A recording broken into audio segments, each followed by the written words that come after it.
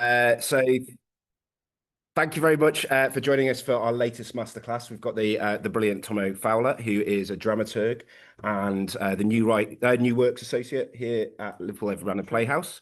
And I'm just going to hand over to you to launch into our exploration of the small scale. Wicked. Yeah, put a slash in it so you know it's a cool workshop. Yeah. All right. So as I said to some of the people who were here earlier, this is just going to be a sort of sharing of thinking between all of us who are here in the room, thinking about how we can write and make theatre in a way that is not limited by cast size, and think about ambition and scale of theatricality and experience. So I want to kick off, please, by a conversation between all of us with, like, when people say scale, what is that for you? Because we talk about it and we might as well know what we're talking about. What does scale mean or feel like? Or can you give examples in plays that you've written, read, seen? I think one of the things... There's a slide near me, and so if you see me twitching, that's why. It's not, I'm all right. I was going to say that one of the things for me, for scale, is a certain intensity and a sense of importance. So I used to work at Sheffield Theatres, just front of house. And so I've seen a lot of musicals with huge casts, but that actually do not feel big to me, just because of they're light-hearted. They are kind of, let me just say it, for me, kind of throwaway. Fluffy. You know, you have that little light-hearted experience while you're there, and then you forget all about it. And yet I've seen Random by Debbie Tucker-Green with one character standing in the middle of an empty stage, talking about something that was hugely important to her as a character. So not historically important, but important to her as a character. And she played every role, like in Elephant, I think it was. And it felt so intense and it felt huge. So that kind of emotional pull, I guess, on me was the thing. Great. So we might talk about scale of emotion, scale of idea. It's interesting that you said cast doesn't make any difference, but you said that cast did make a difference. So what are you thinking about specifically? Is it just about the body on stage? What is it about a large cast that feels like large scale to you? I mean, I guess because I'm in the midst of doing like arts council funding stuff. And I've been specifically told, like, if you want to get the arts funding, you've got to cut some characters out of this thing. Arts Council told you that? No, they said, like, the chances are better if you cut more characters out. So that's what scale feels like, is being able to scale feels like moving beyond a project grant. So it's feasible to scale up or to scale it down. Right, okay. I think that it's about space and how space is used. So it's sort of everything that goes around the cast in terms of how they move about the stage, what the stage offers. Are they two people, but they're sort of, you know, the story is traveling across continents, or, you know, is it still quite contained? It's like one room in a police station or something, like, you know, if you compare like a sort of grand adventure with two characters versus like people are sitting around a dinner table, like 10 or 12 people. One feels bigger, though there's less people. But it's just about that utilization of space and how they sort of manipulate it. Yes, it's story as well. If there's got a good story, it's two people, it doesn't matter. You've got one person, if you've got 50. That happened in certain theatres, there was 40 people on stage and the story was pretty thin. I won't be commenting on that. Well, I didn't see it, which is why. Well, in my opinion, but it was just big scale, but the story was slight. But I think you can have two people. So skylight and the story's good. And so you say good story or slight story. Can you say what you mean? What does that mean? Good story, well, something's happening. Great. Something else happens and then it gets worse, and then we're clinging on to it, thinking, well, what's going to happen in the end? I mean, that, you know, sure. Yeah, but I think something's got to happen is not to be taken for granted when you've only got one or two people and maybe they're just in one room. Like, something's got to happen is well difficult. Hello, Diana. Hi. So for me, it's how big the story feels. Not the best example that I watched recently. I watched Here, Shirley Valentine. Oh, yeah. I watched it twice, and when I think back of it in my head, it's like there were 10 characters, but it was a one-woman show, and it's since I watched it, I've read the script again because I couldn't believe that it was just one person, and I've quoted from the book many times because there's so many topics in there.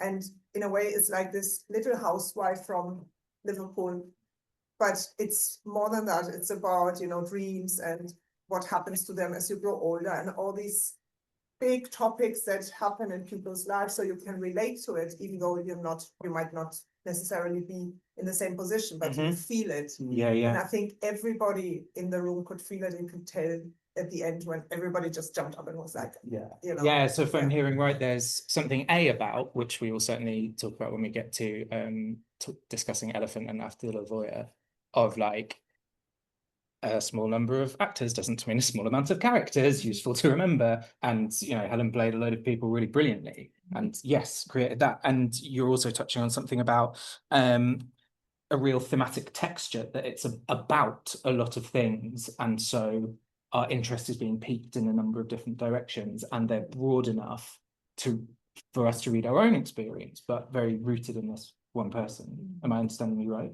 Yeah. Wicked. Mari, you've had your hand up for a while.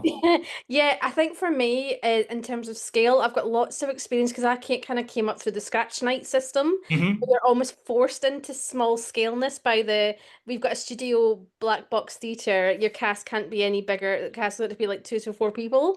So I submitted a play a few years ago to the National Theatre, who I love, and I obviously can't see who's in the room with you, so I don't want to start slagging them off. But it got turned down. This is being recorded, remember? Hi, I don't know where it's going after that, but it's being recorded. Well, that's why exactly. I want to work with the National. That's why. So I submitted my play, and they turned it down because it was too small scale. And I was like, "Can you help me? What's the path to graduating large scale work?" And it feels to me it's a bit unpenetrable at the minute, large scale. I mean, yes. Yes, I know what you mean.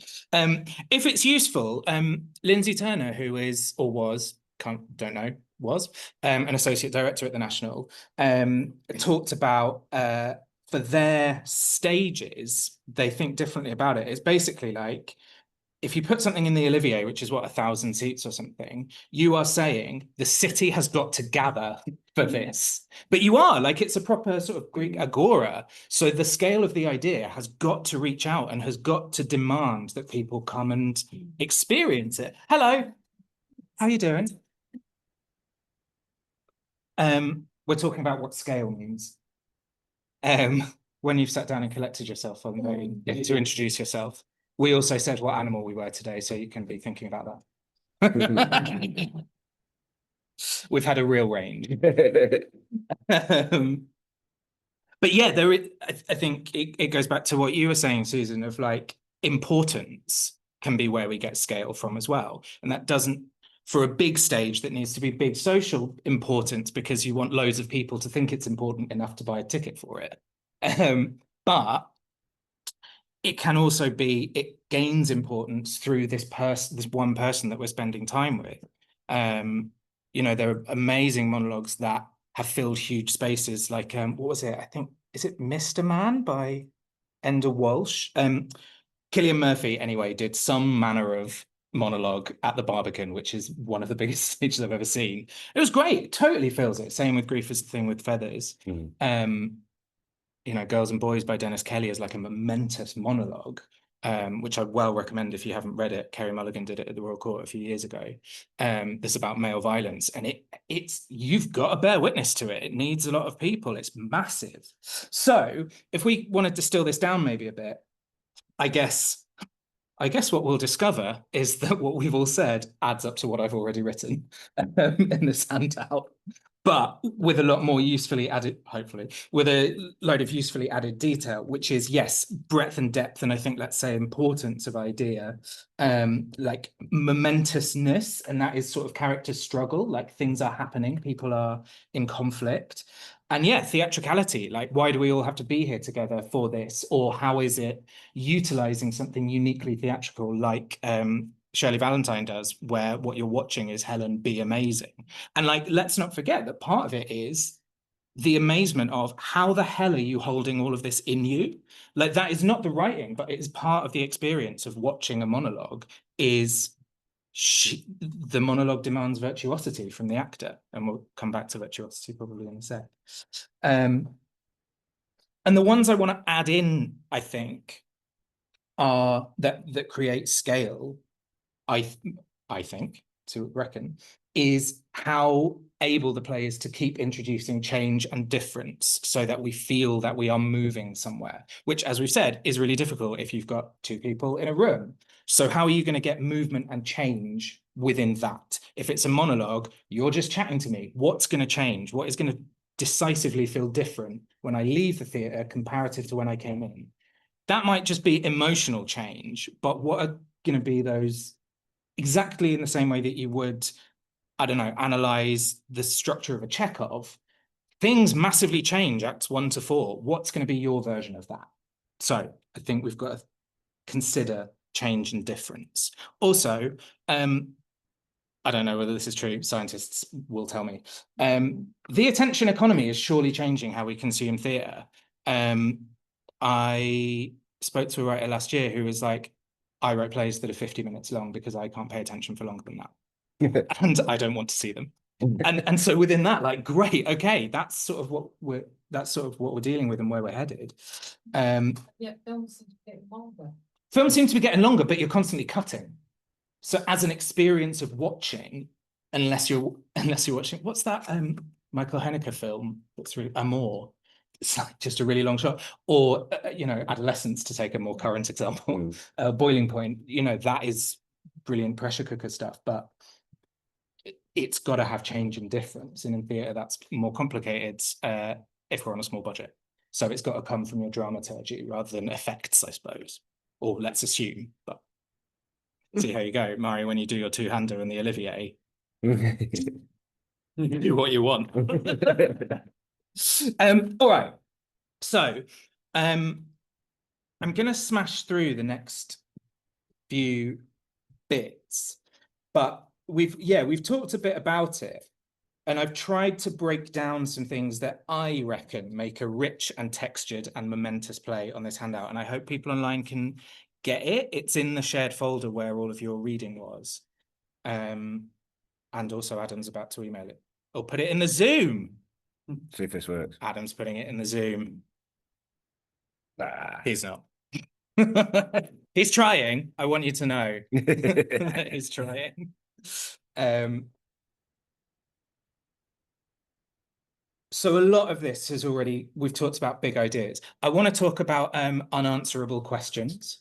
This is something that anyone who has spent time with Suzanne Bell later for the Royal Exchange Theatre will have heard banged on about endlessly. Have you all had, like, worked with someone who's gone, but what's the question at the heart of this play? Is that something you've come across as writers? What do you take that to mean? Like, what sorts of questions? Can we think about some examples from work of what makes a useful question at the heart of a play? Or why should plays question to begin with is maybe a better place to start. I remember a monologue by, it was called Scorch. It was Stacey Gregg, I think it was. Yeah. And it was about, it was funny you're talking about monologues, and one of my things I struggle with is, like, as a writer, I've been asked about that, but I've also been asked, who are they talking to? And I'm like, I don't know the audience. I don't know. Yeah, well, yeah, we'll come to that. Great place for, like, when the monologue, you suddenly realise as an audience member, like, you were a jury almost, like, and it was about a young person, what was it? Was it a young person, and they talked about falling in love for the first time? But then they described a sexual encounter which they thought had gone really well, and then they got accused of rape or something. I think it's been a while since I've read it, and it was one of those, like, unreliable narrators because you just had their context to go on, but you were suddenly, I love the audience playing a role in the play, kind of thing. Sorry, I forgot your question. So what I'm hearing is you talking about questions as what happened. Yeah, is that what happened? Like so unreliability, a fact-finding mystery. That's it, approach exactly. to A crime drama within like what actually happened here. Is this person Yeah. wrong? Are they So right to be accused? Are they guilty? Are they guilty or innocent? That's the basic question. Yeah. So we've got the what happened brand of question. And I think in general, for me, the question is a hook. Go on. So the question That was a really good hook. That made me lean in. So that actually keeps you engaged. So you're looking at that sort of what happened, did they, didn't they, will they, won't they, you know, what is going on here? Because sometimes things can be a bit, you know, sort of, you're not quite clear at the beginning. Yeah. And so that is the thing that is planted in your mind, and then the rest of it is like a trail of breadcrumbs, really, that you follow. Which is interesting because both of you have sort of talked about what happened, like everything's past tense. It's like a waiting to find out play. And I'm waiting to find out what has already been the case and will be revealed. So there's the revelation type of play, the what happened. I'm really interested in the what's going to happen style of play that keeps me on the edge of my seat and makes me want to come back in after the interval. I want to know, like Telly, amazing at this. I want to watch the next episode of White Lotus. When did you last see a play where in the interval you had that feeling? So rarely. And that is basically, I think, probably narrative structure and maybe not enough focus on what is going to happen and investment in what's next. I tend to put something that needs answering just before the interval, so the audience wants to come back and find out what happened. Yeah, like the hook. Yeah, you want a little gasp. You want a doof, doof, doof, doof. Yeah. One character fall down dead just before the interval. Right. And it has already set up the fact that his family were vile and he had lots of money.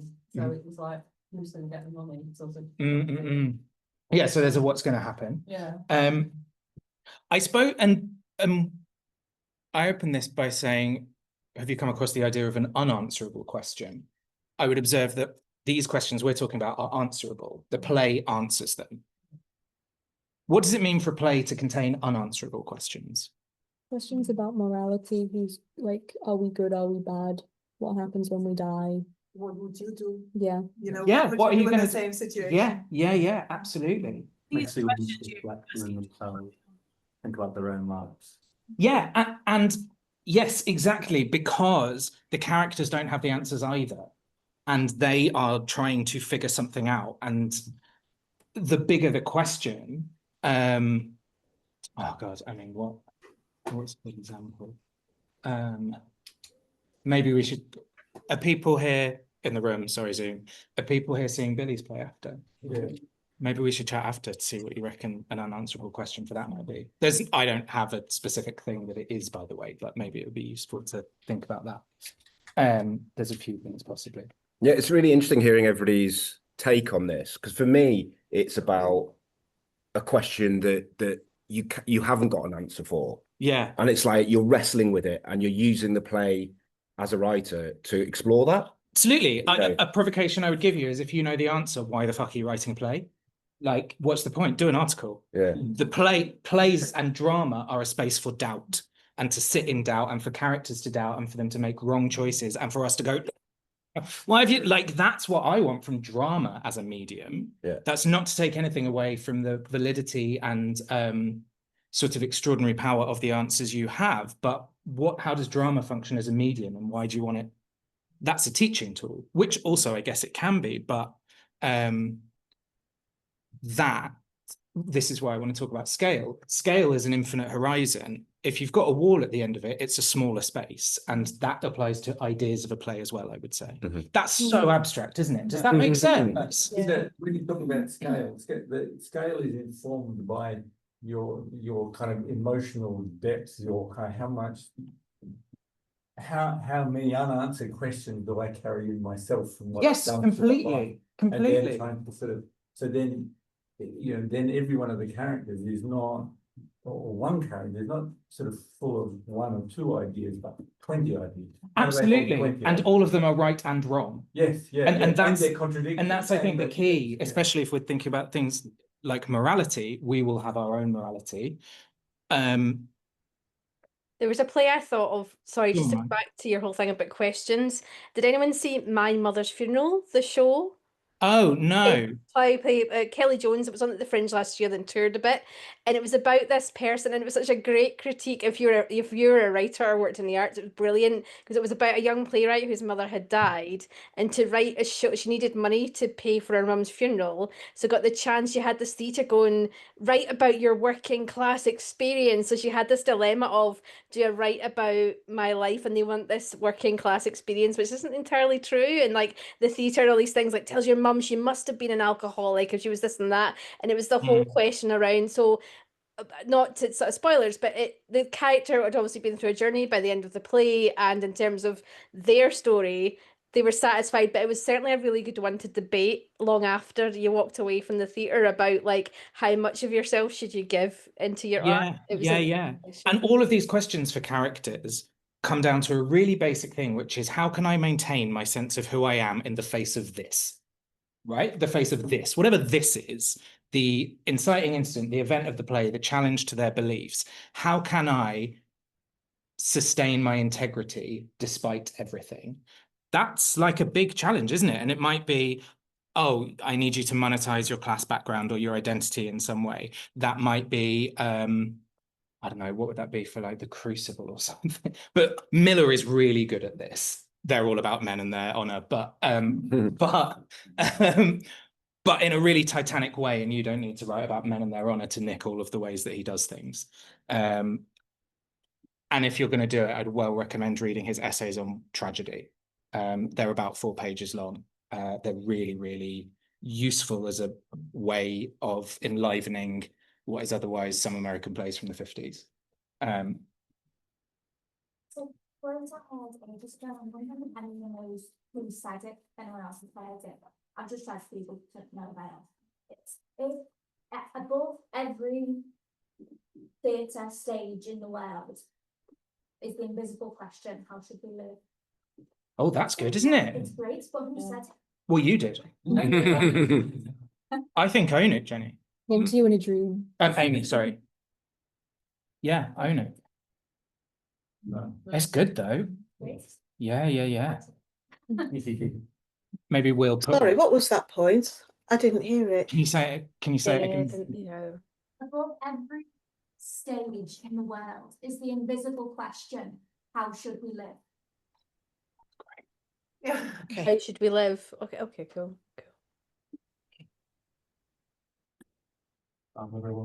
Yeah. Let's all just take a minute to think about that.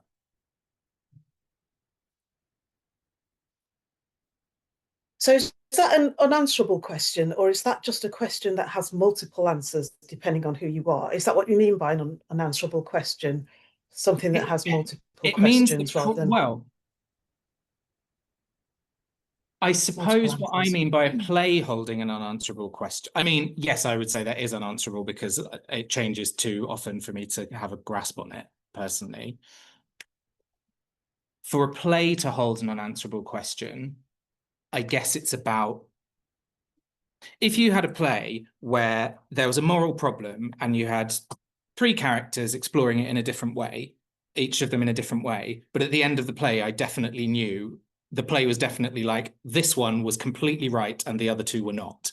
That is a closed question because you've answered it for me. If, and this is why you get brilliant bittersweetness at the end of some tragedies, and like to go back to the Crucible, just because I mentioned it earlier, like Proctor chooses his integrity and dies. So like it's both. The answer was right and wrong simultaneously. It does, and so I don't know that question hasn't been answered. Like a decision has been made that's final, but I don't know whether it was the right one still. And that feels exciting and emotionally rich. So I would well encourage you, if you're thinking about scale, to think about both the unanswerableness of your question and the intensity with which you want to try out finding an answer and to wrestle with it. Because as you know, writing a play is long, getting it on is long, redrafting it is long, even when you're under commission. You've got to be obsessed with this thing for like 3 to 5 years and still find it interesting. And if you know the answer, I don't know how, you might be brilliant at having real focus on things that you just know the answer to. I will be bored personally, but I don't write, so what do I know? So that's that. I think that's really, really, really key. Other shit on the handout. What is this? What am I doing? Rich, textured. Oh yeah, distinctive approach for the material. Sure, you will do that with your own voice and interest. So that's great. But yeah, a unique lens on a world. We've talked about engaging stories. Something's got to happen. I love a twist. When did you last hear someone gasp in the theatre? Not often. Let's get all of that. It's exciting. Put your characters in the ship. Yeah, things that fundamentally shift the dial, as we say, change and difference. I've also added, see what you think of this. I don't know if this is a real one. Space for liveness, stuff you can't fake. I think that makes a really good play. I don't know what an example of that might be. There's this play called The Effect by Lucy Prebble, and John Joe O'Neill, who was in it to begin with, did a really big tap number, really unexpectedly. And it's just like, wow. And it feels, I mean, it's stuck with me for 20 years. Is it? No. 10 years. Christ. But that's spontaneity. And it's like that's the thing that you want every actor to have when they use your work. It's like to be full of spontaneity. And you hope your words are good enough for that. But that they're not repeating it. Yeah. They're not going, those are the words that your words grip them so much that as it comes out, it's going to come out spontaneously and differently every single time. And, I mean, that's yeah, totally. Yeah, but that is liveness, right? And so for you as a writer, how are you creating moments of liveness? And that might be, how are these two characters going to negotiate a problem together? It might be how you write conflict. It might be, yeah, you've discovered that one of your actors can do tap, and so you put that in the character because it's sick. Or just atmosphere, tension build, but something that, or yeah, like using laughter, using gasps, using reactions that make me as an audience member go, oh, I'm definitely in the theatre, like I couldn't be anywhere else with this piece of work. Great. We talked about engaging story.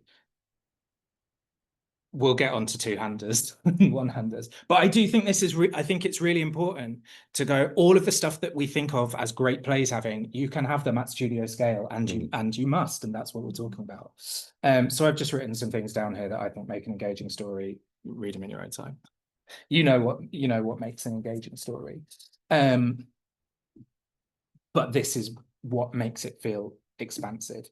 I guess one thing I just want to talk about, because it comes up a lot in conversation, is what we mean by stakes. Yeah, what are stakes dramatically? How would we define those? Well, they're kind of like, I guess, what's riding on it, and what will happen if the character doesn't achieve their thing. Like, so the end of the world, if the potential for a good outcome or a bad outcome. Yes. Yeah, wicked. What were you gonna say? I think you have sort of like physical stakes where it's like, if you don't do this, you'll get killed, or like blah blah blah. But then I think you've also got like mental stakes where it's like your ego will suffer, or you'll go through this, and it's like, I think a good balance of both of those is what propels things forward. Yeah, forcing characters to prioritize and make choices. Yeah, that's the thing, isn't it? Stakes are distinct from a dramatic situation. Like, some people falling out of a plane is not high stakes if there's nothing they can do about it. Like, it just isn't. It's might be sad if we've invested in them, but there's no stakes there unless they have a parachute that is, But it's a choice that can change something irreversibly. Yeah, it's a exactly. choice that you have to make a choice, and once you've done it, you can't go back. Yeah, that's basically. Yeah, exactly. Yeah. And so there's a real scale of momentousness, but in stakes, what we're talking about is basically an equal likelihood of things going well or badly when you make this choice. As in, if it's 90% likely to go well and 10% likely to go badly, it's not a very high stakes choice. probably. I mean, you could play with surprise and whatever, but yeah, so there's the balance of things going well or badly. There's the sense that you can't go back, and then there's like the scale of the momentousness of that choice. Can have high stakes, but it may not change your life, but it is very important right now, right up to, yeah, am I going to choose to die or not? It's a pretty big one. So there's some stuff on engaging story. I've talked about struggle as something that can give scale rather than conflict, just because conflict often equals in minds people disagreeing with one another. And that is not actually all that interesting over time. But when you're working with two-handers, that is often what it looks like, is basic dramatic writing. I want this, I don't want that. Okay, we're here for 90 minutes, now what? Like, it's really difficult. And same with a monologue. I want this, the contract is, I listen to you, so now what? So where struggle, I don't know, feels a bit more, anyway, whatever. I mean conflict, but I'm saying struggle. I've nicked this off of Stephen Jeffries, so if you've read his book on playwriting, it's just from there. But I think it's really useful because the two-person conflict that I was talking about, I want this, I don't want this, that's great for conflict between people. What about, as you were saying, conflict in yourself? That layer, how's that going on? What about conflict with like broader struggles in the world? What about that? What about when prioritizing this struggle means you have to leave this struggle where it is, and that one gets worse while you're not paying attention to it? Like, the more you can think about conflict, up to my own system, the more you can think about struggle as multi-layered within a character before you even get to how two characters come up against each other, the broader that struggle is going to be, and so the greater the scale of the struggle. This is quite theoretical. Let's think about, I've given you the beginning of Elephant, right? Let's talk about some struggle that, forgotten the character's name because I can just only think of it as Alicia Lucas, but maybe someone will know. Lila. What are the interpersonal struggles that have started coming out in that play?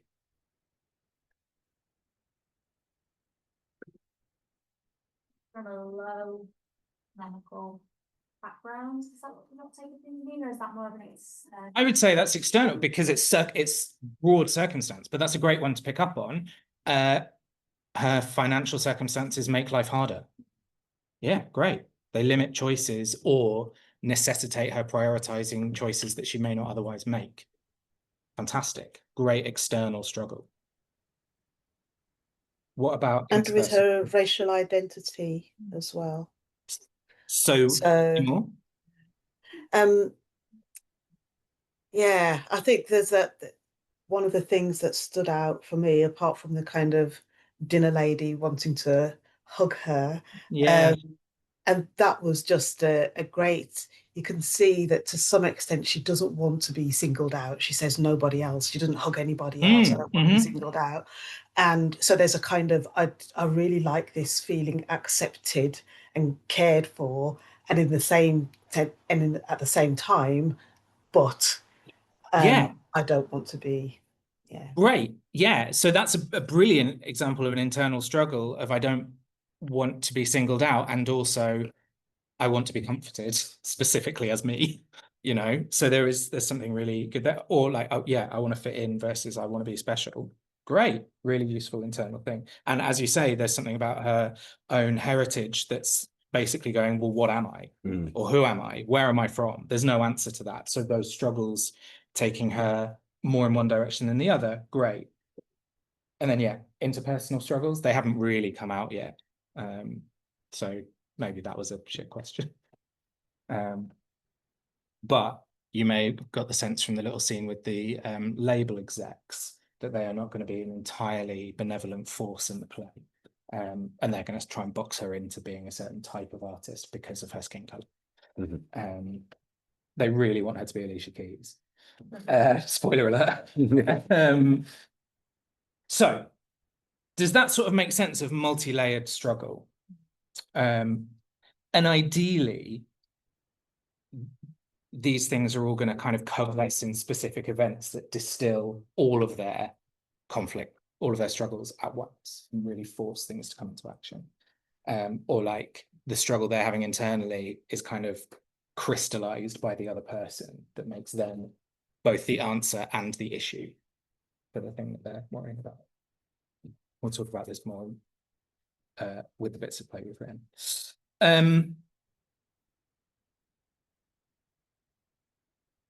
Gonna chat for about 10 more minutes, then have a break. This next bit is something that I debuted in a workshop last week, so it's not very well thought out yet. See what you make of it. Talking about themes, you can have the most important theme that we need to gather the city to come and listen to. I would suggest to you that if that play is just people discussing the theme, it is not expansive, or it does not have scale. Talking about a theme does not make a play be about a theme, I would say, or not fully. And what I've started thinking about recently is how you use character story to expand a theme through their actions rather than purely through their dialogue. This is maybe teaching you all to suck eggs. What is it? Who sucks eggs? Grandma. I don't really know what that means. Let's forget that. But if your play is about truth, what I do not need is people talking about what truth is or whether something is true or not. What I want to watch is people making decisions that take them closer to truth or further away from it. That is an active engagement with a theme for me. And so recently I've been thinking about that in terms of a thematic axis, basically, of for everything that your play might be about, there's also the opposite of that thing.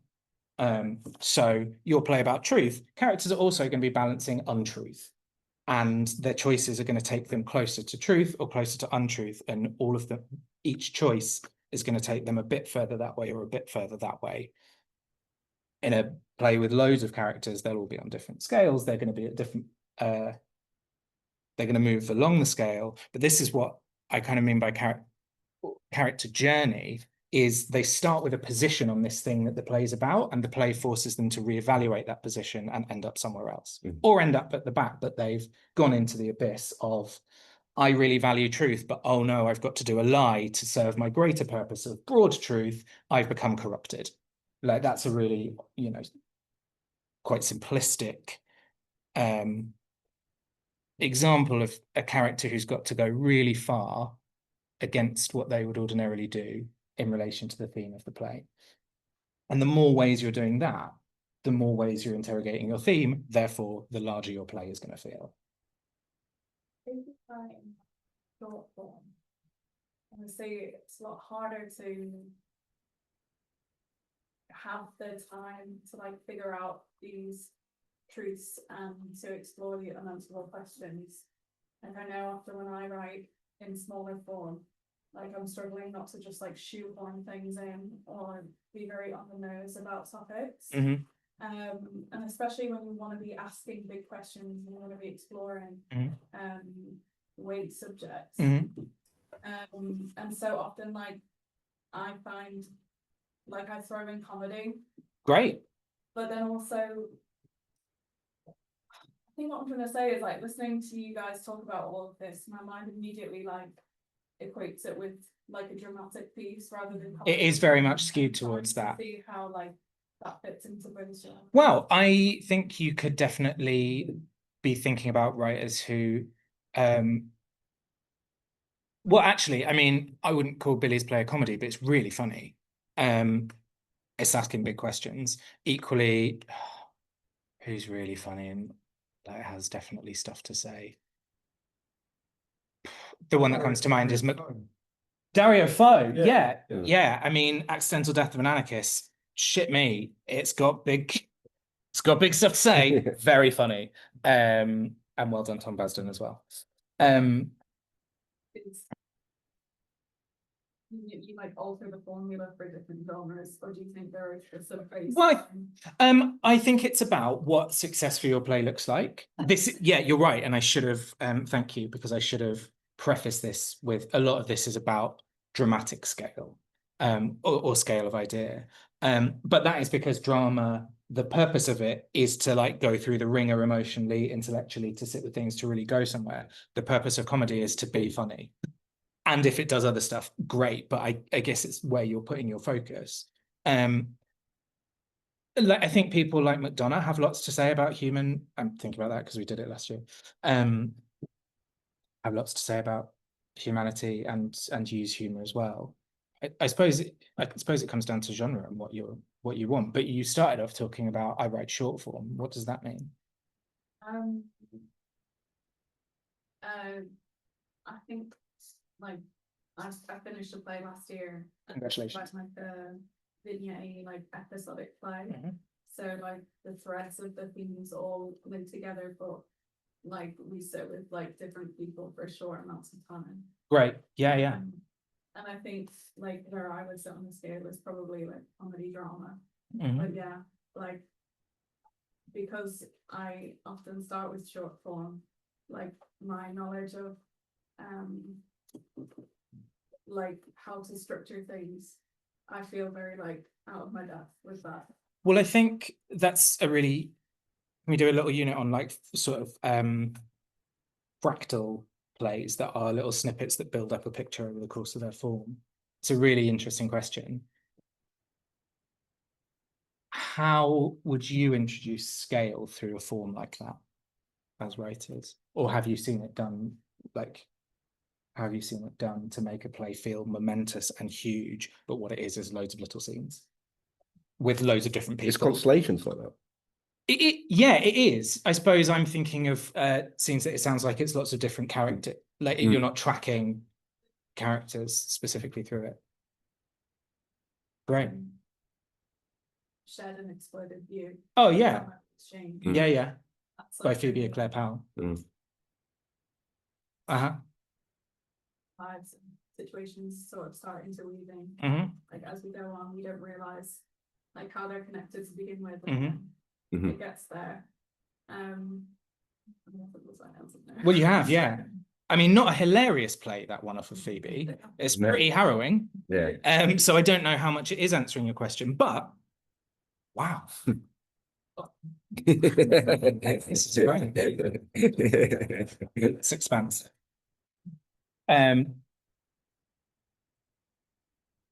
I suppose really what I'm thinking about scale is things that make me feel small comparatively to everything else, I guess, is, I don't know whether, maybe that's like moments of transcendence or moments where I am encouraged to feel really part of something or connected in more ways than one. And we'll talk about this definitely when we get onto Elephant, because she manages to do it within about a page. In loads of ways. It's really good, or really, yeah, really deft. You're talking about patterns. You're talking about a question for the audience is, what's the thing that links and what's the picture that I'm building up over time? Things like Blank by Alice Birch or Love and Information by Carol Churchill, like question for each scene, and not all encompassing. Well, but it's sort of an all-encompassing one. Like Love and Information is great. It's just like, how can you love when there's so much information? And the play just gives you a fuck ton of information where people are wrangling with love, and it's like, now like, it's so brilliant. That's what it is. Have you explained that? Because I've also so watch out going. Well, I mean, I've noticed, but I've not asked Carol. That's what I think. Yeah. It's called Love and Information. There's a bunch of scenes about love and information. Like I really, I'm a firm believer that like metaphor and form, the simpler the better. Like it says what it is and then it is. Like, great. Yeah. And especially with so much of it through the lens of like children. So like a lot of like sparkle, like really rich language, like it's in the simplicity of like, I think there's one scene where like the kids are asking for crisps or something, and they're weighing up who has the better biscuit, and Yeah. speaks volumes just in that, like, Yeah. action. Yeah, absolutely. So yeah, part of it is just do really good writing, I suppose. But simply be Alice Birch. I just can't believe you haven't thought of that. I don't know if that does answer your question, but it is useful to go, yeah, we're sort of talking about drama specifically, but that doesn't mean it can't be comedic. What's here? Spirit of inquiry, yeah, blah, blah, blah. Expansiveness, we sort of touched on all of this in different ways. Here's the thing I've nicked off someone else that I will share with you. This bit, activating the audience at the bottom of page 3, is something that Ian Rickson, who used to run the Royal Court, told me and others. He sort of thinks about the various sites in a person's experience of space where you feel things, basically, and has codified them, and then is like, is the play hitting these? So he's sort of gone visceral, emotional, visceral guts, emotional heart, intellectual head, socio-political, like us around ourselves, and then the transcendent, the world and the cosmos. If you read plays that Ian has directed, you will see this in action. Jerusalem is it, right? It is transcendent, it is visceral, like it's got all of these things, and it's just about the mixing desk of them. And what I would observe is that often a lot of plays sit in quite squarely in the emotional to socio-political. They're very clever, and people like have a lot of feelings. It's not so much hitting in the gut, and it's not taking me like into the cosmos. I think about the natural physics when I went on the course there, that was the big thing. Yeah. Jerusalem being the ideal play. I mean, I don't know if I'd do that, but it definitely does all of these things. Yeah. And you can see Jez Butterworth doing it, right? It's like, oh, here's the bit where he does a myth. Yeah. So it's got a little bit schematic. Sorry, Jez. Who the fuck am I? Come on. So Kyoto, are you familiar with that one? The one that the Joes did. Yeah. Joe Murphy and yeah. Well, as I came out, it's a big question. Climate change. Yeah. And it's big scale theatre, big scale cast. Could be done with one, was just the lawyer himself. But you can't. I don't know what anyone see. I came up wanting to try and make agreements with people. Totally. That's how it hit me viscerally. Yeah. He knows about big themes, you know. Yeah, absolutely. And that's a brilliant that's a brilliant example of how do you make a play out of an unanswerable question. Like, what are we going to do about climate change? Dunno. Here's some people who are making decisions about that, though, about how they're going to live their lives. Fantastic. I don't need the play to solve climate change. It's not going to. Free yourselves. I think one that really works is the years. The years. Yeah. Because that had people crying, people fainting, people throwing definitely up. Visceral. Like, my mate said it, and she was like, yeah, you just sort of know exactly when we're going to have to pause because they're going to need to clean. Yeah, completely. Get someone out, but it like also is touching on that like socio-political and to a point transcendental bit because you're going through all of this time in. I think it's totally transcendental. Yeah. You've got 5 ages of a woman's life. It makes this person's memoir feel like massive, and part of that is how it's not useful if you've only got 1 or 2 people, but the way she positions herself as part of generations expands the play's sense of time. So you're going to get scale, that transcendence from expanding our sense of space and time within the theatre, and that might be reaching back to thinking about how connected we are to the past or to the future, placing ourselves in time, or how connected we are to like people around us or things or forces in the world. Like at the beginning of Elephant, like she's this person and she's got all of this stuff within her. She's stretched the space of the theatre immediately because she contains all of it and brings all of it into the room, or turns us outwards, whichever way you think about it. I think there's something really interesting for me about those 5 things, though, because you don't have to have all those 5 things in a play, but in order to be a play of scale, I suppose you do. I would say so. Yeah, and it's because it's that activates the audience. It's that kind of that imaginative space between the audience and the play. That's what defines something for me about scale. Yeah, if you get that, and it doesn't matter if there's 2 people on stage or 1 person or 15, but if it gets that sense of possibility and the imaginative. Absolutely. Then you kind of tap into it, don't you? Completely. And we'll talk again. Don't know why I keep coming back to Elephant. It's probably the one I read most recently and I'm obsessed with it. But so does that, what's this last bit? Oh yeah, also in activating the audience, we've talked about it. Virtuosity, laughs, gasps and tears, and also magic. You know, I'm in a theatre, feels big. Should we take 5 on that? And now we're going to talk about 1 and 2 handers, having laid the groundwork on what is a massive play. Let's see if we can find it in these ones. Back at 9 minutes past 6.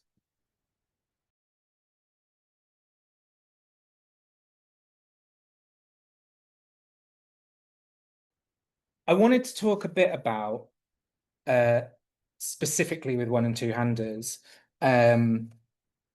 some big choices that will totally inform what you can do early doors. There'll be others. This is not like, make these 3 choices and you've got to play, but they are 3 that I think are quite important for this. Well, they're important for any play, but particularly for this, for 1 and 2 handers. One we've talked about already. Is your character list the same size as your cast list? Question mark.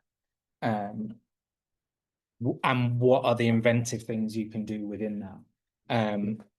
There's a play called Sap by RoughHewn, which I thought was a 2-hander because I saw it as a 2-hander, but it was 1 person narrating, one person playing twins, but the play is written as a monologue and just says you can have other people in it if you want, except for the end. I haven't quite figured out how that works, but what I want to tell you is that Raph has done something quite distinctive with the monologue form by making it be not necessarily a monologue. So yeah, you could have 1 character playing one actor playing 1 character, 1 playing loads, or everything within the middle. As you'll see from Revenge After the Lavoie by Nick Kassenbaum, you can really push it as far as you want. If anyone got to the end of that play, we'll talk about it a bit. Is the form closed or open? Is that a way of thinking that people in here are familiar with, talking about open or closed form? Great. Well, Paul, you were nodding, so maybe you can say. Well, opening, whether you've set it on time, one place, one time, or whether you have several time scales in one place or several places in one time, almost most plays, multiple. Yeah, exactly. Multiple places, multiple times. Yeah, so closed time, the time of the characters is the same as audience time. So I am watching an hour and a half of these characters' lives and it happens like this. Or is time open? I'm here for an hour and a half, but you've done 3 epochs. Or don't really know what that is, but it feels quite big, doesn't it? Maybe that's what scale is. It's just use bigger words. Let's see. That actually is something that I should have added into the handout, so let's put a pin in that. So that's open time. Open space is the same, but for space. Are we in one location or are we in many locations? David Edgar's done a book on playwriting, which I believe is quite good. I haven't read all of it, but I have read this bit. And he's got a sort of concept of stretched space. So like, yeah, we're in loads of locations, but it's basically just one. So you can sort of play with how open your sense of time and space might be. Or like, it's over an evening. You can still feel quite nice and closed.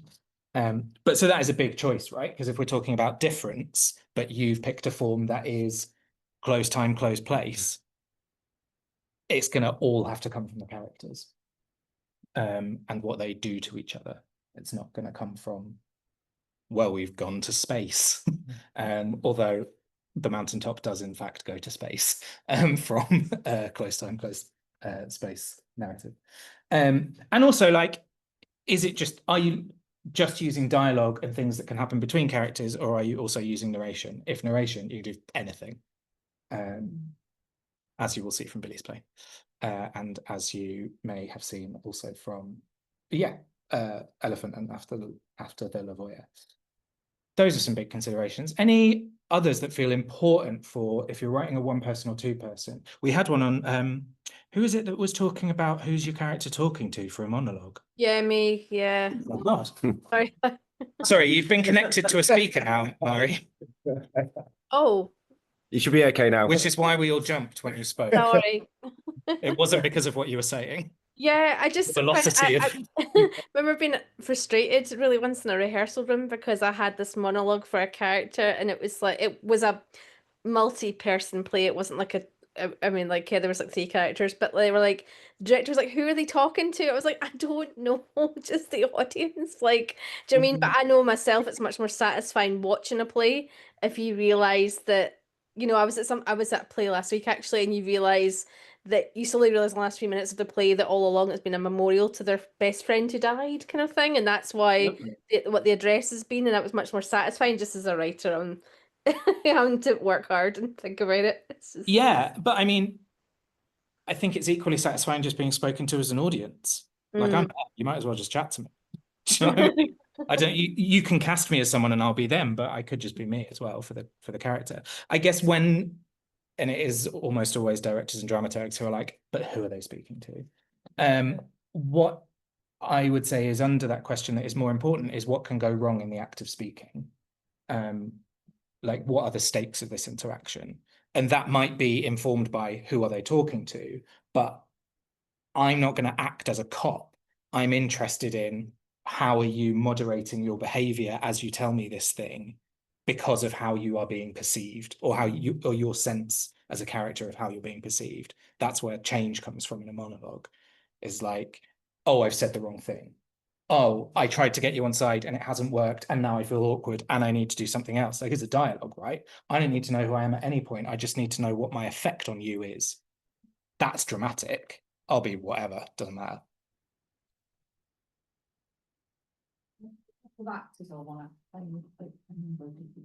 Yeah, that wasn't elegantly expressed, was it? I'm so sorry.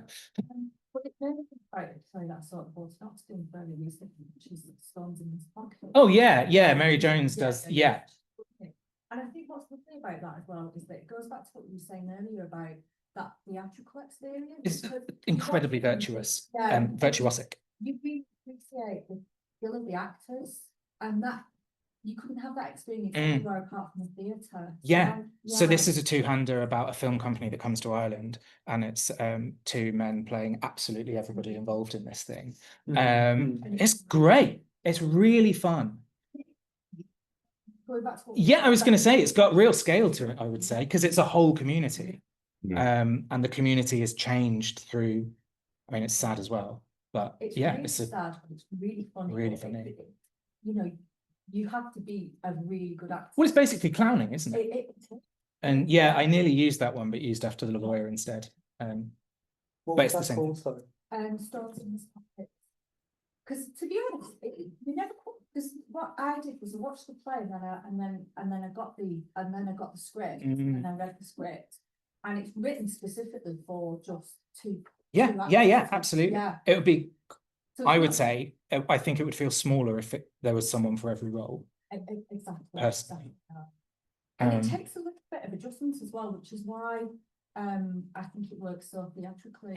Yeah, it's brilliant. Yeah, it's pure theatre. Yeah. And certainly has difference, and you're in on the game of it as an audience. Exactly.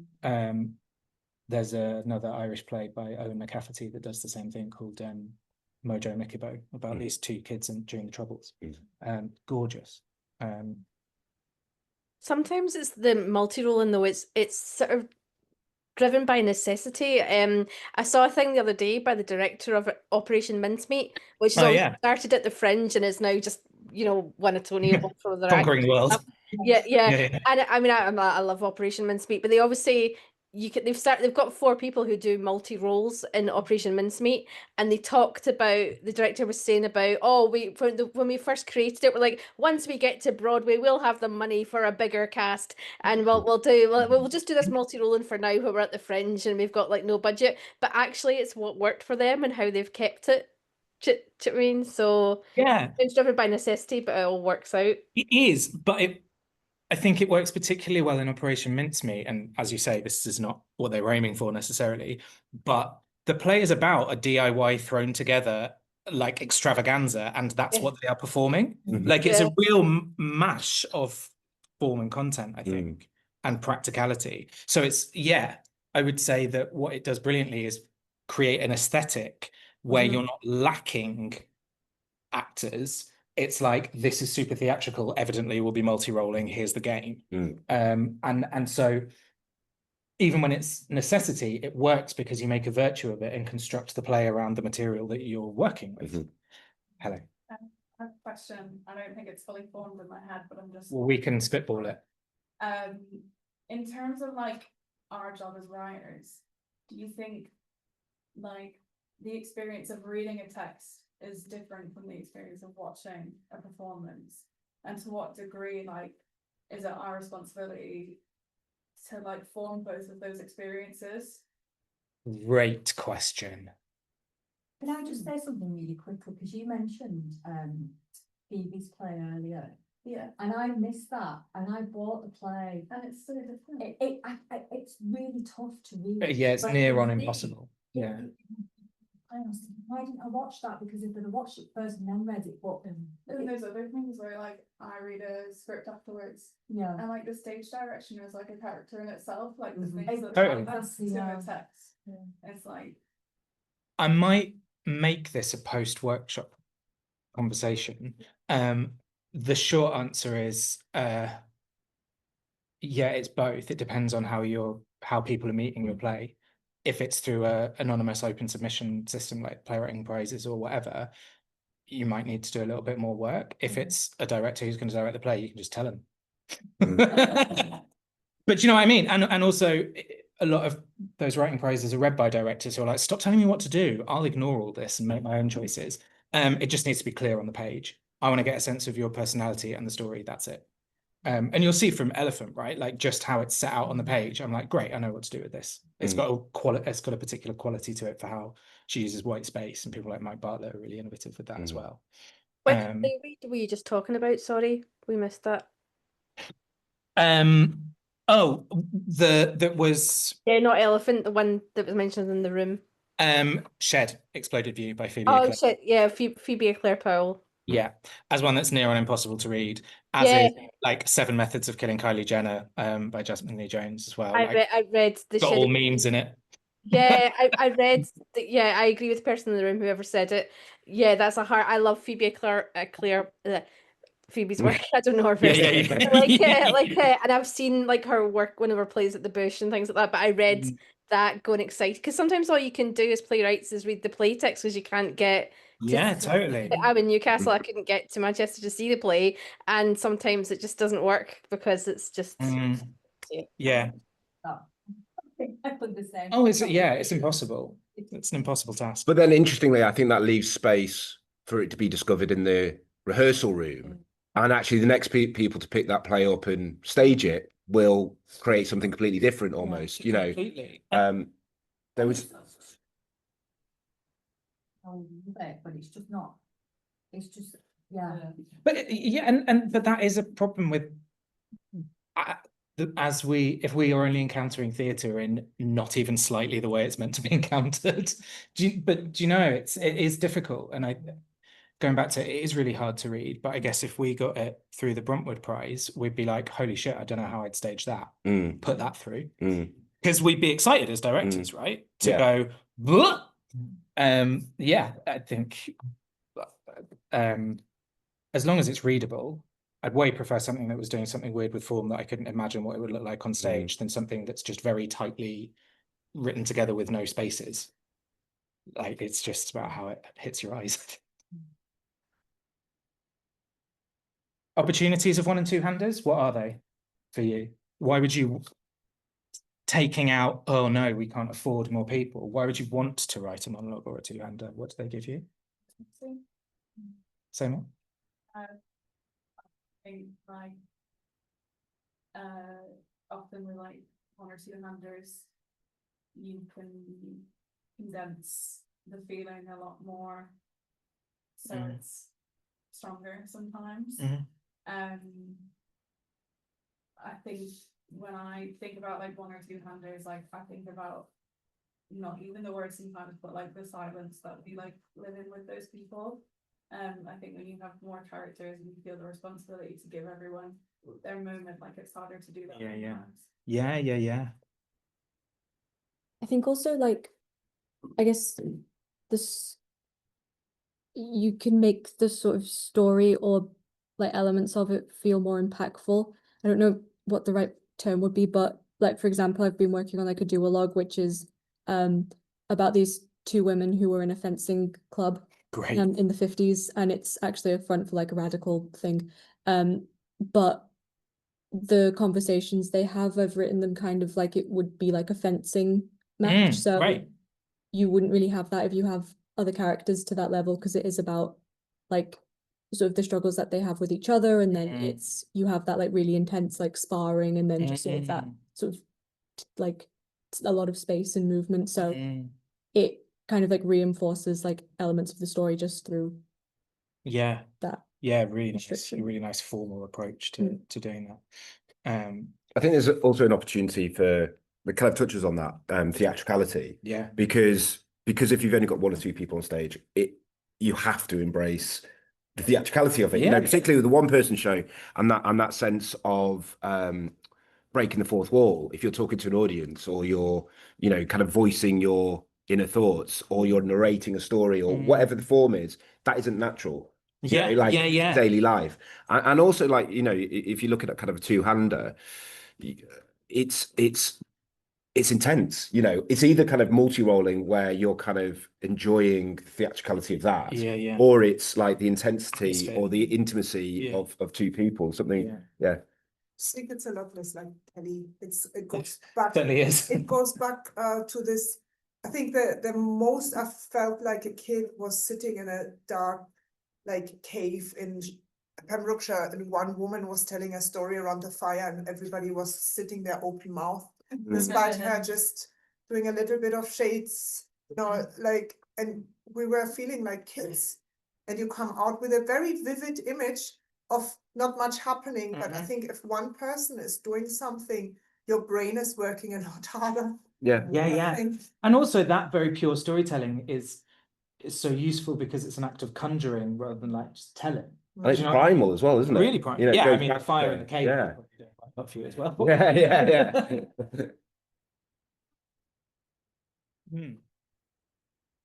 I would just want to add to that. Sorry, was I very loud? No, we're just doing some crosstalk. Can we come back to you in a sec, Hannah? What were you say? And Jill, can you say that a bit louder? Yeah, sorry.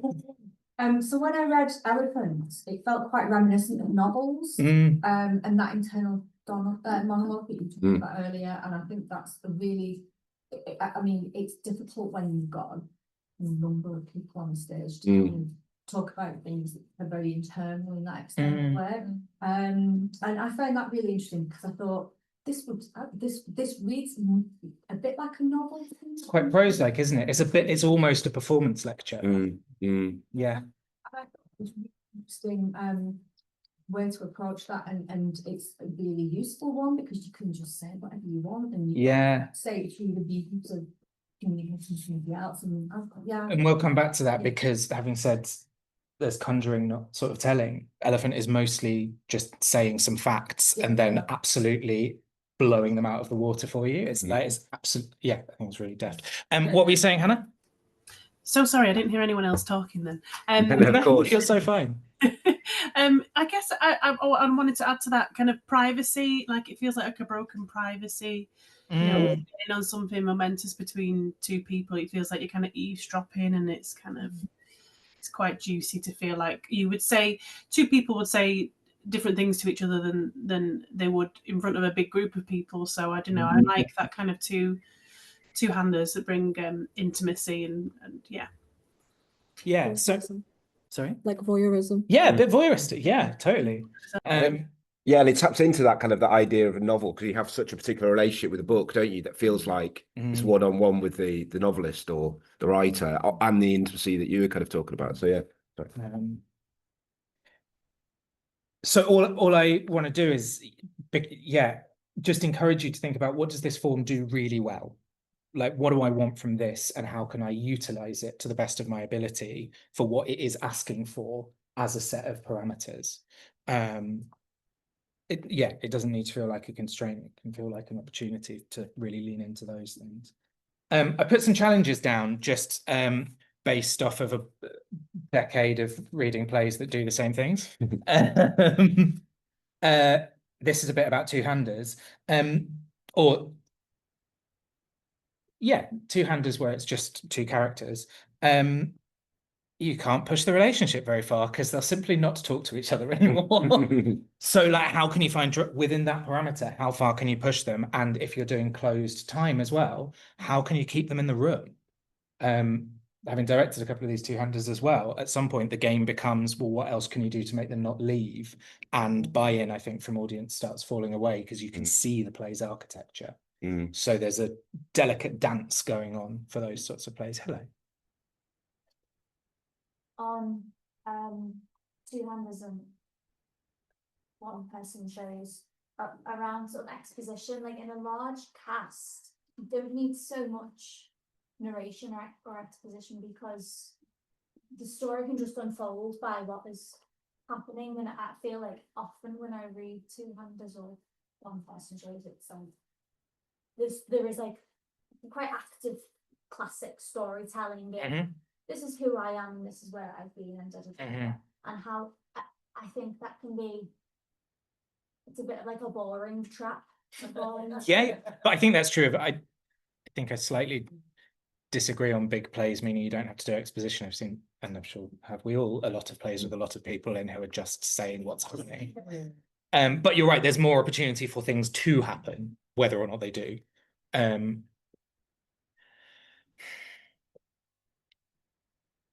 I mean, I guess to an extent, a monologue is storytelling, so that is necessarily going to be exposition. The question is, how can you smuggle in liveness within that? And that is about probably tense a bit. As in, if it's all in the past tense, then it's already happened. So where's the stakes? Is a really reductive opinion of mine. But then it's difficult if you're in the present tense. I'm like, well, you're not really in a shop, you're here. So, and you're talking to me and I'm not in it. So like depends how you want. We've talked about this. It's not up there, is it? I don't know how this building works. In Billy's play anyway. We sort of talk about the narration style in that as historic present. As in, so I'm at the shop, right? And this person comes up to me. Clearly we're not, but it's over there. But it's a sort of, I don't know the grammatical term for what it is, but it's called historic present. Mood, I don't know, but it's like how you tell a story in a pub, isn't it? Yeah, you know, like vivid. Yeah, but when you're trying to engage something, yeah. And so it can sit in that thing of it could go differently. Conflict can become argument with nowhere to go. We've talked about that. Where does surprise come from? A play that I nearly gave you but didn't give you is The Nest by Franz Xaver Kurtz, that was adapted by Conor McPherson in, I want to say, 2016. He's a German writer. He was writing in the 70s. I didn't mean to sound dismissive. That was more just that you may not have heard of him. I did, yeah. I'm always banging on about this play. It's a two-hander. They're just those characters, but they go off and do their own thing, and it puts the other ones in the shit when they get back and realize what they've done. Basically. Or like, yeah, the characters are left to their own devices for story beats as well, and it's not narrative, but it really expands what you can do. So yeah, worth looking at for that.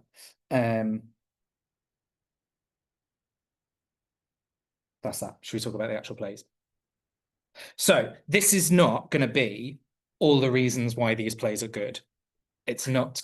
And these are not the only plays that do scale. These are plays which I had on my computer and which came to mind when I thought about this workshop. And what I'm going to draw your attention to is just the bits that feel most relevant for what we're talking about today. We'll start with Elephant. We've probably already said all of this, but what's your, before looking at this, from the room, how does this section make the play expansive? Where's scale coming from in the beginning, even in the first 10 pages of Elephant? I really like, this is all about the girl who's the pianist. Yeah. Isn't it? And so, I mean, I really like the idea that the picture of this great big massive piano coming through the windows. But then after that, the thing that was great was the way she went from talking not just about, well, she went from talking about the pianos and the piano keys, and, you know, sort of like the black ones are half of the white ones, but then just talked about how it moved the air and how it landed with you. So the play, the language of it, and the imagery and everything she was using all the senses really to kind of bring that play, that sound, the sound of it to you and into you as well. So I thought so that what was about that brilliant. makes So it filled the whole space. Yeah. So what are we, if we're thinking about the craft that she's employing, how, on a technical level, what's she doing to create the feeling of expansiveness through that? Because those are all brilliant examples, and they're all ones that I want to talk about. So thank you for bringing them up. But like, it just felt like she was not just filling the stage, but filling the room. How? Like, what is doing that for you?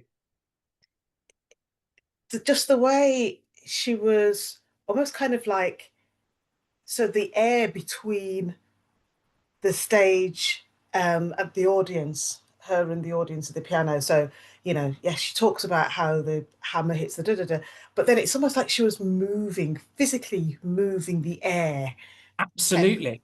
Yeah. Well, yeah, she goes, here's what's happening. When sound happens, it all connects us, and then she connects us by making this. Like, it's perfect. It's so theatrical. We're all in the space with you. Fantastic. So theatricality is there already. And what we were talking about like wanting to feel connected with each other, moving outside of our own bodies, and something sort of I sound like a hippie. But something intangible connecting us. She's done that by just explaining sound and then doing a bit of piano. Yeah. It's that visceral thing though, isn't it? Totally. And it's like, because I forgot who said it. There's that quote about music is the only art form that can touch you. No, is the art form that other art forms aspire to, because it touches you in ways that you might not be able to articulate. And there's something about this play and the meeting point between music and heightened language and storytelling that just kind of elevates it. Yeah, she writes atonal, arrhythmic jazz. That's good, isn't it? Like, I listened to that kind of music and just went, that's it. Like, that's just like, I'm just hearing music. That's like, and the imagery, and it's the spaces that she puts in. It's what she doesn't say and the gaps that she leaves. Like, that's what when I got really excited. It's gonna go like, oh shit.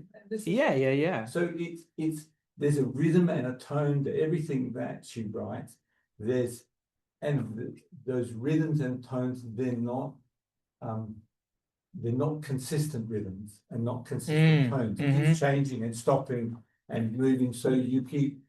So this is something we didn't talk about when we were talking about how can you introduce difference, isn't it? It's just rhythm. Yeah. Like, linguistically, what does this feel like to receive? Yeah. Yeah, that's a really astute point. Thank you. Good. I'll put that in next time. I'll footnote you. So she draws attention to each other. She takes us out of ourselves. You made a point, Susan, about how she describes a semitone. Yeah. I think that's so brilliant to just say what is on a piano and then go, and what I take from that is a comment on race. Oh, and she does this throughout. Yeah. Clever to talk about something really big. Yeah. And it's not telling you, because she does a little thing a couple of times where she goes, it makes me, or that's what I think about anyway. Yeah.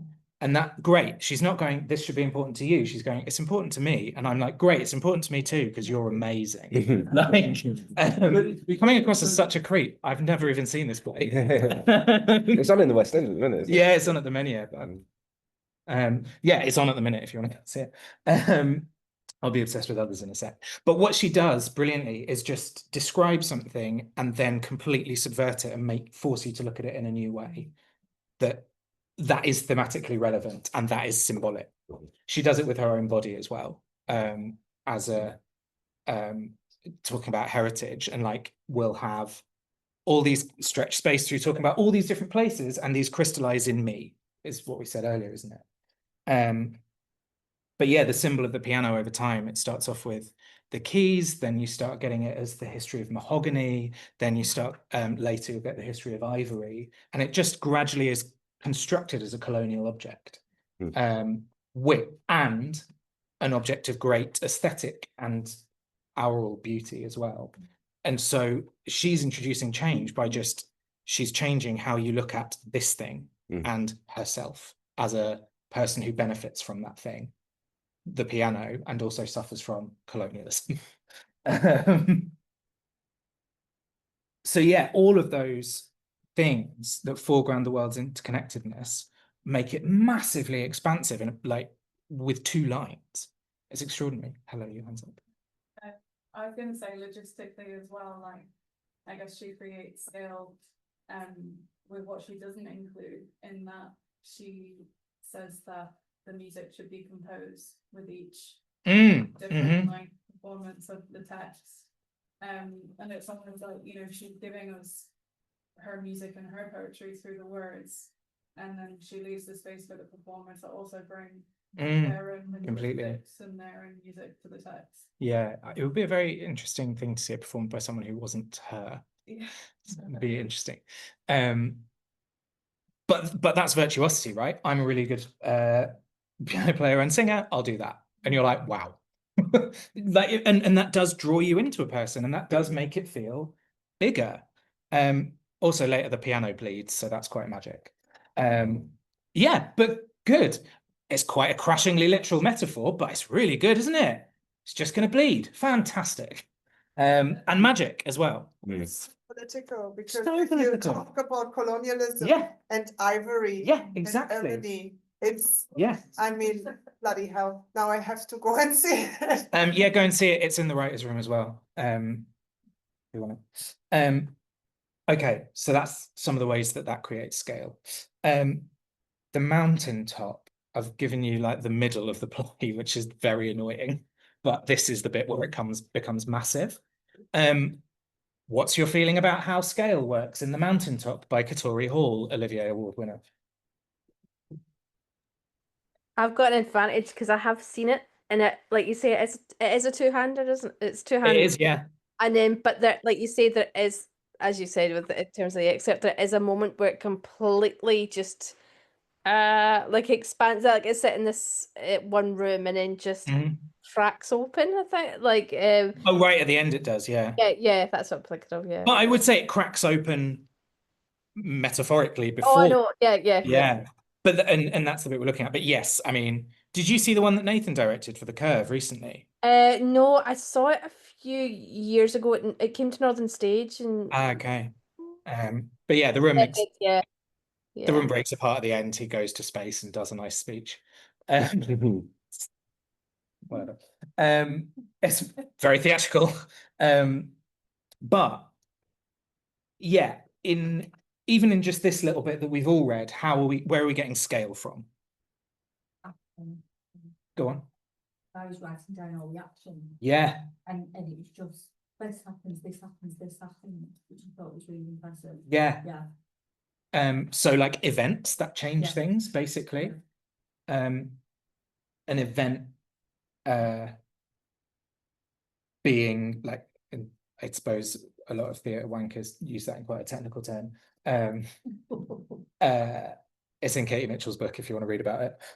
But an event being basically something that something that happens that all the characters have to respond to. My mentor talks about it as like a brick through the window, that like, well, the brick's here now, so we've all got to do something. And the action continues until the next brick.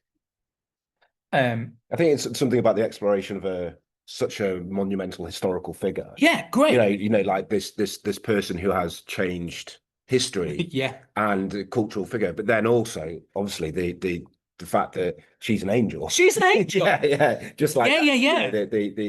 The ambition of that, and the like, and even that stage direction of, you know, flowers appear. Yeah, you know, it's like great.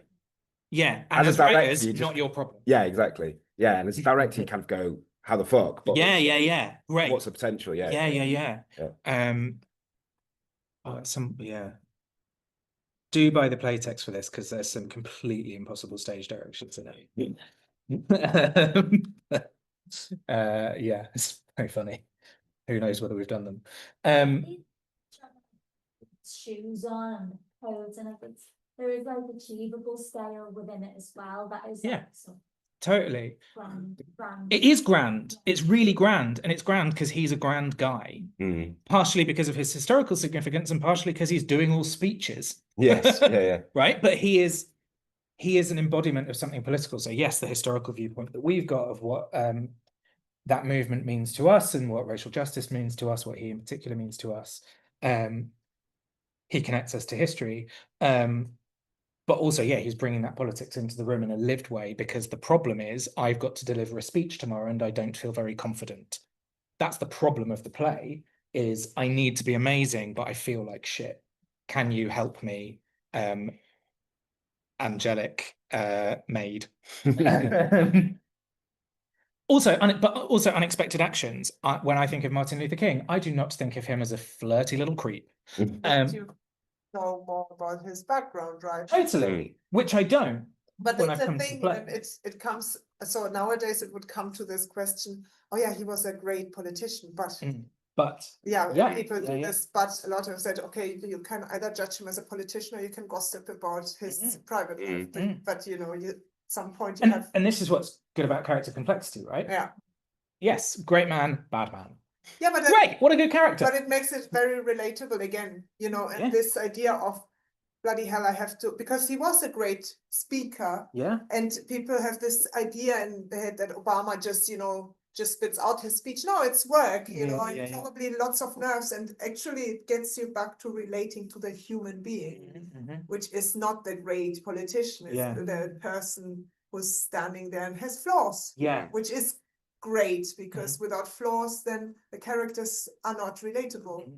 So there's two things that this does as a two-hander, just to bring us back, that is really useful, is the characters are not who we think they might be. King is not who I think he's going to be. Obviously, Kamei is incredibly different to who I think she is. But it does it in two different ways. One is King's character states he is one way, but his actions state he is another. So that's in conflict. So there's the revelation of otherness. There's the things being otherwise coming through action, or like Kamei, things being otherwise through revelation. I don't mean that in a biblical way, but I guess I a bit do as well. But like a lot of two-handers rely on revelation all the time, and like that just gets tiring. Because it's not live, it's something has already happened and now I've told you. And it's like, okay, well, how many times are we going to do this? I'm an angel is a pretty big revelation, but what's interesting is what happens next. And thinking about those questions that are, like the questions that might be answered, we know that we know the story, he is going to die. So what this play brilliantly does is build up the tension of he is going to die, and then goes, no, it's not about the whether he dies, it's the what happens after he dies, which I was not thinking about, and now I am. So there's scale of transcendence through, we're talking about God and all of that, but also it's playing with what do you know, what do you think you know, and what is the play giving you to subvert that? Unexpectedness. How does After the Lavoya create scale?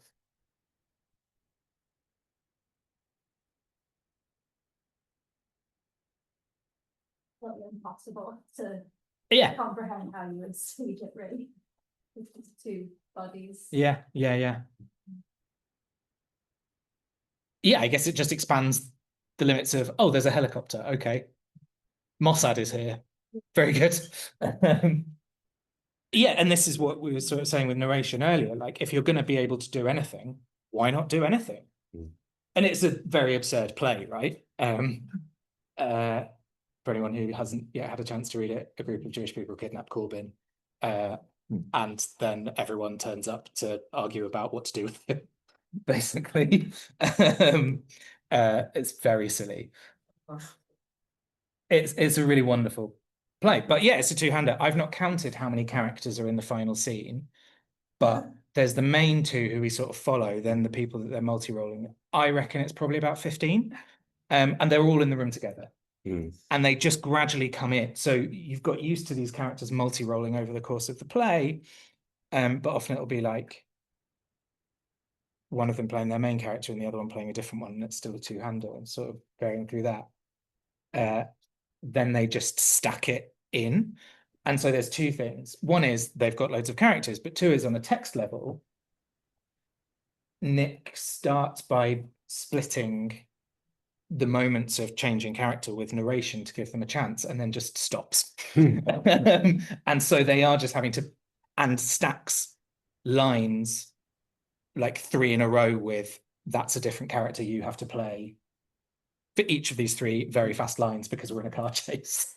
Like he really goes, it's pure clowning, right? He is putting his actors in the shit, and it is really funny. So this multi-role. Sorry. Yeah, go on. Can I just ask a question? Because I've not seen this play at all. And I'm just wondering, and I know it would look very different depending on the director, but what does it look like? Because I was just trying to imagine the sort of like the car chase, and then they're sort of like kicking Corbyn's head in and all that sort of thing. And then the Mossad coming in and the gun. And I was just thinking, what does that actually look like? It looks like 2 people trying to stage that with a chair. Ah, right. Is what it looked like. It was an Edinburgh show and then went to the Yard in East London. Yeah, they had I think maybe a couple of tiny props, but it was basically just 2 people in a chair. Right. So they did it through virtuosity and performance and like amazing sort of gestural work. Yeah, that's it. Also, the play is about the intractability of this problem and how we're going to talk about left-wing anti-Semitism. And so the form of these people trying to hold 1 billion conversations is what it was like being in the Jewish community around that time. Yeah. So like formally, that's the play, that's the gesture of it, is in its form already. But I'm sure Nick was like, I can afford 2 people to go to Edinburgh. I don't think he was like, I'd better embody the fullness of this thing. There is a well-known saying, 2 Jews, 3 opinions. So maybe it's sort of that. But I think it was just, that's who he had, but he's really made the most of it, basically. And I think that creates scale. Yes. As he talked about how he wrote, like, because you said you showed that he went like, oh, I can afford 2 actors. Yeah. Is there a possibility that he had 2 actors in mind and he wrote because he had to like? Because he knew. Don't know the answer to that. This started as a scratch night at the Kiln as like as a mini play and then was expanded. But I don't know the answer to that. I'll find out for you if you want. Okay. I don't know if he said, but we can ask. Finally, Constellations by Nick Payne. How does this create scale? Yeah, transcendence. Yeah, it's total transcendence, isn't it? String theory, great. But it's true, like it's really simple. Science, eh? Wow. Great. Or I don't know metaphysics. But it feels momentous because it's applied to 2 people. I don't care about string theory. I am interested in 2 people trying to love each other within string theory. Great. What else?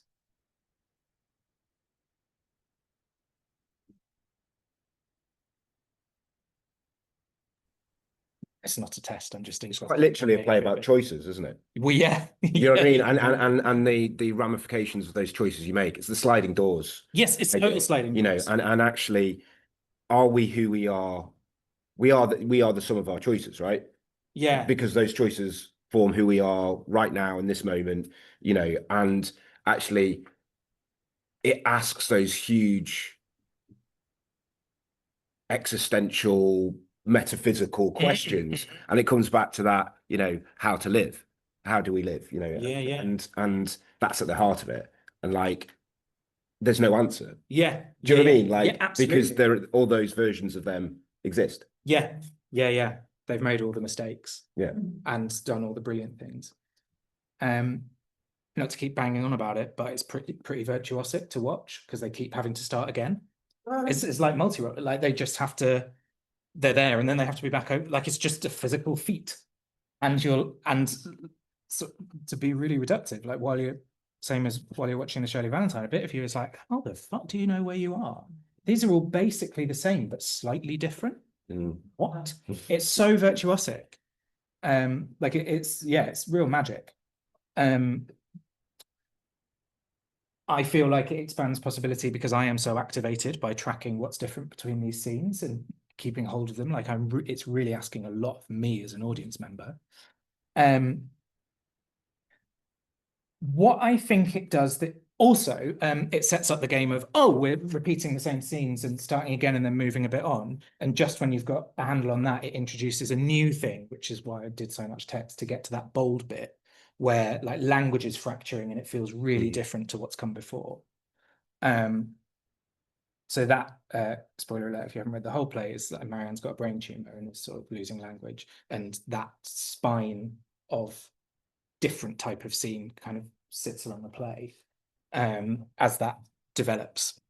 So you've got a core story and then the limitless possibilities sort of leading up to that core story. And what I want to leave you with that is what I think is so magic about that feels real, that expands the possibility of a two-hander, is that because you've got loads of possibility, but then one thing that is definitely going to happen, the effort of the play is two people trying to avoid the inevitable. Like the effort is, can we find a world where you survive? And the tragedy is no. But it's so, and because the actors are putting in so much effort, the effort of the characters is so present. And so I think there's something really interesting in thinking about how form can be a part of the struggle of the play as well, that can elevate what the two characters are doing. So yeah, like form can, if we're talking about introducing change and difference, it can do that for you as well, regardless of how many people you've got. All right. It's okay. I'm sad it wasn't another Doctor Who. Maybe not. Sorry, can I just say about Constellations, which is like my favourite play, and I've been trying to replicate it ever since, to be honest. I'm sure I'm not the Oh my God, great. Will you send it to me when you do? Oh God, no, I wish. It's funny you're talking there about the brain tumour being the thing they're trying to avoid. That's not what I took from that at all, because that's not how it ends. Like, do you know what I mean? Like, it doesn't end there, yeah. Yeah, that's not how it, I don't know, that's just my take on it, was like, that was one possibility, but that's not how he chooses. He doesn't, sorry, spoiler, but like, he doesn't choose to end it with the final, this is what, this is her in a hospital bed, this is their last day, this is it's all building up all these choices. There is a version that Nick Payne could have done where he did all these different choices and it ends with like her in a hospital bed or him at her funeral or something, but he doesn't do that. It's like a version of they meet each other again after, in that universe they've been apart. But that's what I mean, it's the effort of trying to avoid that thing, like you never... Oh, I see. Yeah, no, sorry, I get it. Okay, I get it. That's what the effort is. But because that is a spine, all roads keep coming back structurally. No matter what you do, we come back to this every time. And yeah, the play doesn't answer it, but it does start it again without saying, and now she's better. you know? Like she doesn't, the play doesn't include her survival. The play includes the avoidance of her death. Okay, yeah, no, that makes sense. Yeah. Don't know if that makes sense. I don't think I've formulated it like that before. Do you know what I mean? But no, it's sort of immaterial how you interpret it, because that's just mine. This is not a true fact about Nick. No, that makes sense. But it's just to draw attention to, like, form can be a character. Even if you've got two people, even if you've got two characters, form is in it as well to expand the possibilities of what's there. Yeah, there's this one play, I can't remember the title. I tried to Google it, but I didn't find it. It's like a play where I think it has 2 or 3 actors, but the rest is the audience as well. So everybody has the script and it has beautiful drawings. And it's Tim Crouch. It's got a really long title.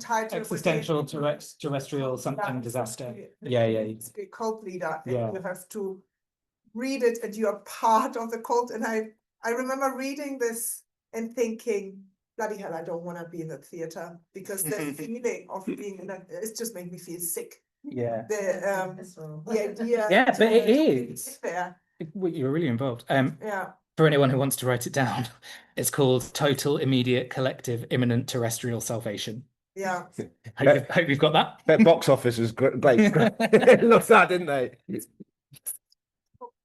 Yeah, it's lovely. It's so beautiful. And I was like, this is a piece of art. It is. Yeah, totally. And I think, I would just want to be in a theater to take the script home, but it's at the same time, it was so unsettling, the idea that you're part of this weird group.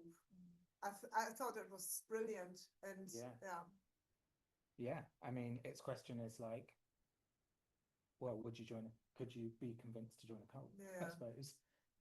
No, and then yes, if it's led by Tim Crouch.